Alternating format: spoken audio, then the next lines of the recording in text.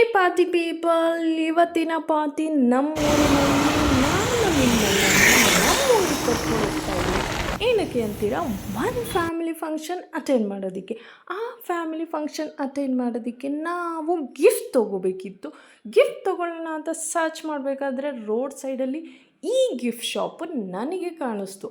Enter ಆದಮೇಲೆ ನೋಡ್ತಾ ಇದ್ದರೆ ಒಂದಕ್ಕಿಂತ ಒಂದು ವಾವ್ ಅನ್ನಿಸ್ತಾ ಇತ್ತು. ಎಸ್ಪೆಷಲಿ ಈ ಬುದ್ಧ ಟಿನ್ ಟಿನ್ ಟಿನ್ ಅಂತ ತಲೆ ಹಳ್ಳಾಡಿಸ್ತಾ ಇತ್ತು. ಎಷ್ಟು ಚೆಂದ ಇದೆ ಅಲ್ಲ? ಹೌದು. ಸೊ ನಾವು ಗಿಫ್ಟ್ ತೆಗೆದುಕೊಂಡು ನಮ್ಮ ಊರಿನ ಕಡೆಗೆ ಪಯಣ ಬೆಳೆಸಿದೆವು. ವೆದರ್ ಏನೋ ಸ್ವಲ್ಪ ಓಕೆ ಅನ್ನೋ ಲೆವೆಲಲ್ಲೇನೋ ಇತ್ತು. ಹಾಗೆ ಹೊಟ್ಟೆ ತುಂಬ ನಾವು ಬ್ರೇಕ್ಫಾಸ್ಟ್ ಮಾಡಿಕೊಂಡು ಟೋಟಲಿ ಫಂಕ್ಷನಿಗೆ ಎಂಟ್ರಿ ಆದ್ವಿ. ಈ ಫಂಕ್ಷನಲ್ಲಿ ಹೋಗಿದ ತಕ್ಷಣ ನನಗೆ ಕಾಣಿಸಿದ್ದು ಸ್ಟೇಜ್. ಜನ ಯಾರೂ ಇರಲಿಲ್ಲ, ಸೊ ಬೇಗನೆ ಎಂಟ್ರಿ ಆಗಿದ್ವಿ. ಹಾಗೆ ಸ್ಟೇಜ್ ಹತ್ರ ಏನೇನಿದೆ ನೋಡೋಣ ಅಂತ ನಾನು ಹೋದೆ. ಅಲ್ಲಿ ಹೋದರೆ ಈ ಪುಟ್ಟ ಬೊಂಬೆಗಳು, ಹಣ್ಣು ಮತ್ತು ಸ್ವೀಟ್ಸು ನನ್ನನ್ನು ತುಂಬ ಅಟ್ರ್ಯಾಕ್ಟ್ ಮಾಡ್ತು. ಫಸ್ಟು ಈ ಗಣೇಶನಿಗೆ ನಮಸ್ಕಾರ ಮಾಡ್ತಾ ನಾನು ವಿಡಿಯೋ ಮಾಡ್ಕೊತೀನಿ ಅಂತ ಗಣೇಶನಿಗೆ ಇನ್ಫಾರ್ಮ್ ಮಾಡಿದೆ. ಈ ಕೊಬ್ಬರಿಲಿ ಮಾಡಿರೋ ಅಂಥ ಕಾವಿಂಗು, ಡ್ರೈ ಫ್ರೂಟ್ಸು, ಸಕ್ಕರೆ ಅಚ್ಚು, ಕೋಡ್ಬಳೆ, ಚಕ್ಲಿ ನೋಡ್ತಾ ನಿಜವಾಗ್ಲೂ ವಾವ್ ಅನ್ನೋ ಥರನೇ ಇತ್ತು. ಸ್ಟೇಜ್ ಅಂತೂ ತುಂಬ ಚೆನ್ನಾಗಿ ಡೆಕೋರೇಟ್ ಮಾಡಿದರು. ಅದೆಲ್ಲ ರಿಯಲ್ ಫ್ಲವರ್ಸ್. ಅಲಂಕಾರ ಅಂತೂ ನೀಟಾಗೆ ವಿಜೃಂಭಣೆಯಾಗಿತ್ತು ಹೇಳಬೇಕಂದ್ರೆ. ಈ ಹೂವಿನ ಸುವಾಸನೆಯಿಂದ ಸ್ಟೇಜ್ ಅಂತೂ ಚಂದದ ಪರಿಮಳ ಅಂತೂ ಎಲ್ಲರಿಗೂ ನೀಡ್ತಾಯಿತ್ತು. ಟೋಟಲಾಗಿ ಹೇಳಬೇಕಂದ್ರೆ ಸ್ಟೇಜ್ ಅಂತೂ ಹೀಗೆ ಕಾಣಿಸ್ತಾ ಇತ್ತು. ಸೂಪರ್ಬಲ್ಲ, ಏನಂತೀರಾ? ಆ್ಯಕ್ಚುಲಿ ನನಗೆ ಯಾವುದು ಅಟ್ರ್ಯಾಕ್ಟ್ ಮಾಡಿದ್ದು ವಿಡಿಯೋ ಮಾಡೋದಕ್ಕೆ ಅಂದರೆ ಲುಕ್ ಅಟ್ ದಿಸ್. ಎಸ್, ಇದೇ ನವಿಲು ಎಷ್ಟು ರಿಯಲಿಸ್ಟಿಕ್ ಆಗಿ ಇತ್ತು ಅಂದರೆ, ಎಸ್ಪೆಷಲಿ ಈ ಡಾಲ್ಸ್. ನಾವೆಲ್ಲರೂ ಚಿಕ್ಕ ಮಕ್ಕಳಲ್ಲಿ ಪುಟ್ಟ ಬೊಂಬೆಗಳನ್ನ ಇಟ್ಕೊಂಡು ಆಟಾಡ್ತಾ ಇದ್ದೀವಲ್ಲ, ಅದೆಲ್ಲ ನೆನಪು ಬಂತು. ಈ ಫ್ರಾಕ್ ನೋಡಿ, ಹೆಣ್ಮಕ್ಳಿಗೆ ತಾನೇ ಇಷ್ಟ ಆಗಲ್ಲ, flare frock. Course it's lehenga.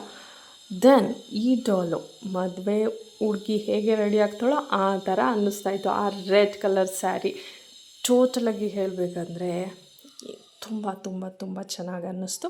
ಈ ಸ್ವೀಟ್ಸ್ ಏನೇನು ಇಟ್ಟಿದ್ರು ಅಂತ ನಾನು ತೋರಿಸಿಲ್ಲ ಅಲ್ಲ, ಚೆಕ್ ಔಟ್ ದಿಸ್. ಹಳ್ಳಿಗೆ ಹೋದ್ಮೇಲೆ ಹೆಂಚಿನ ಮನೆ ತೋರಿಸ್ಲಿಲ್ಲ ಅಂದರೆ ಹೇಗೆ ಅಲ್ವಾ? ನೋಡಿ, ಇದೇ ಹೆಂಚಿನ ಮನೆಗಳು. ದ ವ್ಯೂ ಅಂತೂ ರಿಯಲಿ ಸೂಪರಾಗಿತ್ತು. ಜಿನುಗೋ ಪುಟ್ಟ ಹನಿ ಸ್ಟಾರ್ಟ್ ಆಗಿತ್ತು. ಹಾಗೆಯೇ ಈ ವ್ಯೂ ನೋಡಿ, ಮುಂದೆನೇ ಬೆಟ್ಟ ಚಿಕ್ಕದಾಗಿ ಕಾಣಿಸ್ತಾ ಇದೆ. ಹೌದು, ಅದನ್ನು ನೋಡಿಕೊಂಡು ನಾವು ಹೊರಟ್ವಿ ನಮ್ಮ ಹಳ್ಳಿಗೆ. ಮಳೆ ಅಂತೂ ಸ್ಟಾರ್ಟ್ ಆಗಿತ್ತು. ಅದು ಚಿಕ್ಕದಾಗಿ ಬರ್ತಾಯಿತ್ತು. ವೆದರ್ ಅಂತೂ ಸೂಪರ್ವಾಗಿತ್ತು. ಒಂದು ಡೌಟ್ ಏನಾಗಿತ್ತು ಅಂದರೆ, ಇವೆಲ್ಲ ನಮ್ಮನ್ನು ವೆಲ್ಕಮ್ ಮಾಡ್ತಾ ಇದೆಯಾ ಅಂತ ಒಂದು ಕಡೆ ಅನ್ನಿಸ್ತು. ಸೊ ಅಷ್ಟು ಚೆನ್ನಾಗಿತ್ತು ವೆದರು. ಮತ್ತು ಹಳ್ಳಗಳು ಹೇಗೆ ತುಂಬಿತ್ತೋ ಹಾಗೆ ನನ್ನ ಮನಸ್ಸು ಸಹ ಅಷ್ಟೇ ಖುಷಿಯಾಗಿತ್ತು. ಸೊ ಆಲ್ಮೋಸ್ಟ್ ರೀಚ್ ಆಗಿ ಮನೇಲಿ ಹೊಟ್ಟೆ ತುಂಬ ಊಟ ಮಾಡಿದ್ವಿ. ಊಟ ಮಾಡಿ ಆಚೆ ಹೋಗೋಣ ಅಂತ ಹೋದರೆ ಅಲ್ಲಿ ಒಂದು ನಮಗೆ ಸರ್ಪ್ರೈಸ್ ಕಾದಿತ್ತು. ಆ ಸರ್ಪ್ರೈಸ್ ಏನು ಅಂತೀರಾ? ಅದುವೇ ಈ ಹುಳು. ನಿಜವಾಗ್ಲೂ ಹೇಳ್ತೀನಿ, ನನಗಿದ್ರ ಹೆಸರು ಗೊತ್ತಿಲ್ಲ. ನಾನು ಪುಟ್ಟ ವಯಸ್ಸಿನಲ್ಲಿರಬೇಕಾದ್ರೆ ನಾನು ಇದನ್ನು ಕರಿತಾ ಇದ್ದಿದ್ದು ಮಿಂಚು ಹುಳು ಅಂತ. ಸೊ ನೋಡಿ ಹೇಗೆ ಮಿಂಚ್ತಾ ಇದೆ. ಅದನ್ನು ನೋಡಿ ನನಗಂತೂ ಬಾಲ್ಯದ ದಿನಗಳೇ ನೆನಪಾಯಿತು. ಅದರ ಜೊತೆ ಸ್ವಲ್ಪ ಟೈಮ್ ಸ್ಪೆಂಡ್ ಮಾಡಿ ನಾವು ಮಲಗಿದ್ದು 11 o'clock, 11 ಗಂಟೆ ಆಗಿತ್ತು.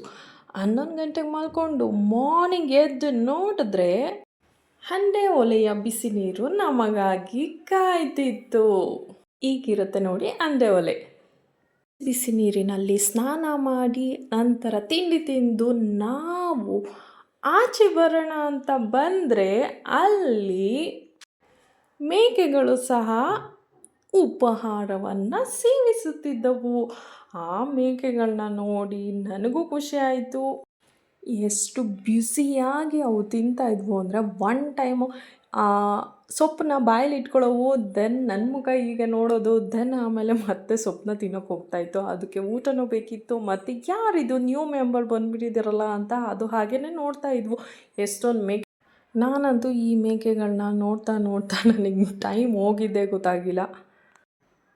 ಎಷ್ಟೋ ವರ್ಷಗಳೇ ಆಗಿಬಿಟ್ಟಿತ್ತು ಹೇಳಬೇಕಂದ್ರೆ. ಮೇಕೆಗಳನ್ನ ನೋಡಿಯಲ್ಲ, ಮೇಕೆ ಹೀಗೆ ತಿನ್ನೋದನ್ನ ಅದ್ರ ಜೊತೆ ಆಟ ಆಡಿ ತುಂಬಾ ವರ್ಷಗಳು ಆಗಿಬಿಟ್ಟಿತ್ತು. ಸೊ ನಾನಂತೂ ನೋಡ್ತಾ ನೋಡ್ತಾ ಅಲ್ಲೇ ನಿಂತ್ಬಿಟ್ಟೆ.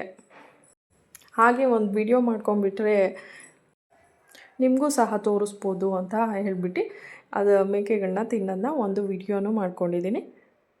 ಇನ್ನೊಂದು ರೀಸನ್ ಏನು ಅಂದರೆ, ಮಕ್ಕಳು ಊಟ ಮಾಡಬೇಕಾದ್ರೆ ಕಾರ್ಟೂನು ಅದು ಇದು ನೋಡಬೇಕು ಅಂತ ಕೇಳ್ತಾ ಇರ್ತಾರೆ. ಆ ಟೈಮಲ್ಲಿ ಈ ಥರ ಅನಿಮಲ್ಸ್ ವೀಡಿಯೋಸ್ನ ಹಾಕಿದ್ರೂ ಅದು ಊಟ ಮಾಡ್ತಾ ಇದೆ, ನೀನು ಊಟ ಮಾಡಬೇಕು ಅಂತ ಹೇಳಿದ್ರೆ ಸಮ್ಟೈಮ್ಸ್ ಊಟ ಮಾಡೋ ಚಾನ್ಸಸ್ಸು ಇರುತ್ತೆ. ಸೊ ಹಾಗಾಗಿ ನಾನು ವಿಡಿಯೋನೂ ಮಾಡ್ಕೊಂಡಿದ್ದೀನಿ. ಮೇಕೆ ಬಗ್ಗೆ ಹೇಳಬೇಕಂದ್ರೆ ಅದಕ್ಕೆ ತುಂಬ ಸಹನೆ ಅಂತ ಹೇಳ್ತಾರೆ, ತಾಳ್ಮೆ ಜಾಸ್ತಿ ಇರುತ್ತೆ, ಅದು ಎಲ್ಲೋದ್ರೂ ಹೊಂದ್ಕೊಳ್ಳುತ್ತೆ ಅಂತ ಹೇಳ್ತಾರೆ. ಅದರ ಸಹನೆಯೇ ಅದಕ್ಕೆ ಶಕ್ತಿ ಅಂತಲೂ ಹೇಳ್ತಾರೆ. ಅದು ಚಿಕ್ಕದಾಗಿದ್ದರೂ ಸಹ ಅದು ಬೆಟ್ಟವನ್ನು ಏರುತ್ತೆ ಅಂತ ಹೇಳ್ತಾರೆ. So I love these goats.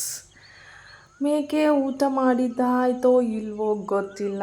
ನಾವು ಅದನ್ನು ನೋಡಿದ ನಂತರ ನಮ್ಮ ಊರಿನ ಕೆರೆ ಹೇಗಿದೆ ನೋಡೋಣ ಅಂತ ಅಂದ್ಬಿಟ್ಟು ಒಂದು ರೌಂಡ್ ಹೋಗಿ ಬರೋಣ ಅಂತ ಚೆನ್ನಾಗಿ ಬ್ಯಾಟಿಂಗ್ ಮಾಡಿದ್ದಾಯ್ತಲ್ಲ. ಸೊ ಒಂದು ರೌಂಡ್ ಬರಬೇಕಲ್ಲ ಊರು ಸುತ್ಕೊಂಬರೋದಕ್ಕೆ. ಸೊ ನೋಡೋಣ ಅಂತ ನಾವು ಬಂದ್ವಿ. ಅಲ್ಲಿ ನೋಡಿದ್ರೆ ಕೆರೆ ಹೀಗೆ ಕಾಣ್ತಿತ್ತು.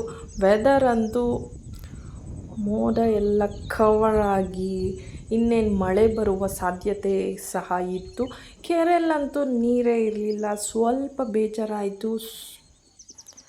ಮಳೆಗಾಲ ಸ್ಟಾರ್ಟ್ ಆಗಿದೆ, ಇನ್ನಾದರೂ ನಮ್ಮ ಊರಿನ ಕೆರೆ ತುಂಬಲಿ, ಹೊಲಗಳಿಗೆಲ್ಲ ಹೆಲ್ಪ್ ಆಗಲಿ, ಬೆಳೆ ಚೆನ್ನಾಗಿ ಬರಲಿ ಅಂತ ನಾವು ಗಂಗಾ ಮಾತೆಗೆ ಒಂದು ಪ್ರೇಯರ್ ಮಾಡಿಕೊಂಡು ಅಲ್ಲಿಂದ ಕೆರೆಗೆ ಬೈ ಬಾಯ್ ಟಾಟಾ ಅಂತ ಹೇಳಿ ಹೊರಡ್ವಿ.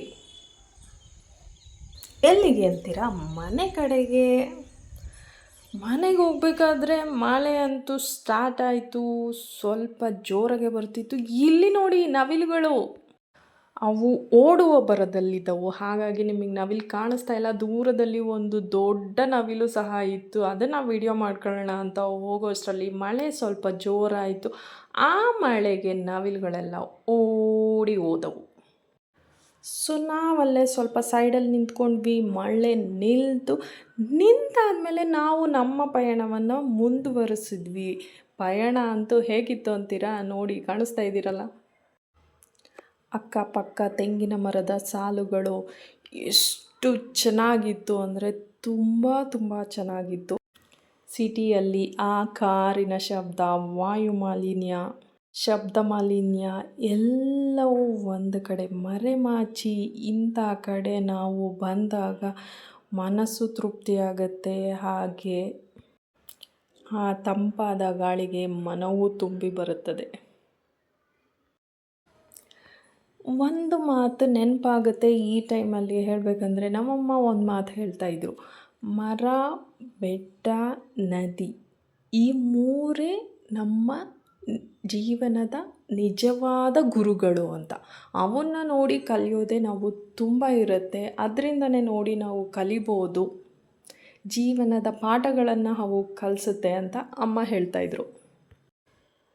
ನಮ್ಮೆಲ್ಲರ ಮುಗ್ಧ ಮನಸ್ಸು ಇಂಥ ಜಾಗಕ್ಕೆ ಹೋದರೆ ಶಾಂತವಾಗಿರುತ್ತೆ, ಅದಂತೂ ಹೇಳ್ಬೋದು. ತುಂಬ ಮೆಸ್ಮರೈಸಿಂಗ್ ಆಗಿತ್ತು. ಸೊ ಊರಿಗೆ ವಿಸಿಟ್ ಮಾಡಿದ್ದೀವಿ. ವಿಸಿಟ್ ಮಾಡಿದ್ಮೇಲೆ ನಾವು ಎಳ್ನೀರು ಕುಡಿಲೇಬೇಕು.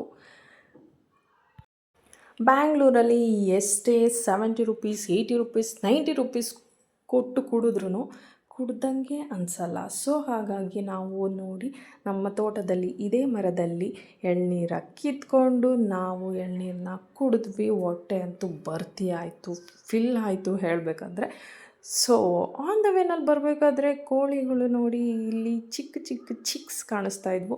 ಸೊ ಹಾಗಾಗಿ ನನ್ನ ಮಗನಿಗೆ ಕೋಳಿಗಳನ್ನ ತೋರಿಸೋಣ ಅಂತ ಅಂದ್ಬಿಟ್ಟು ನಾವು ಅಲ್ಲೇ ಒಂದು 5 ಮಿನಿಟ್ಸ್ ನಿಂತು ಕೋಳಿಗಳನ್ನ ಅಂದರೆ ಚಿಕ್ಸ್ ಪುಟ್ಟ ಪುಟ್ಟ ಮರಿಗಳನ್ನು ನೀಟಾಗಿ ತೋರಿಸಿ ಮನೆ ಕಡೆ ಹೊರಡೋಣ ಅಂತ ಹೊರಟ್ರೆ ಅವು ಈ ಕಡೆ ಬರ್ತಾನೆ ಇರಲಿಲ್ಲ. ನಾವಲ್ಲಿ ನಿಂತಿದ್ವಿ ಅಂತ ಅವು ಆ ಕಡೆನೇ ಹೋಗ್ತಾಯಿದ್ವು.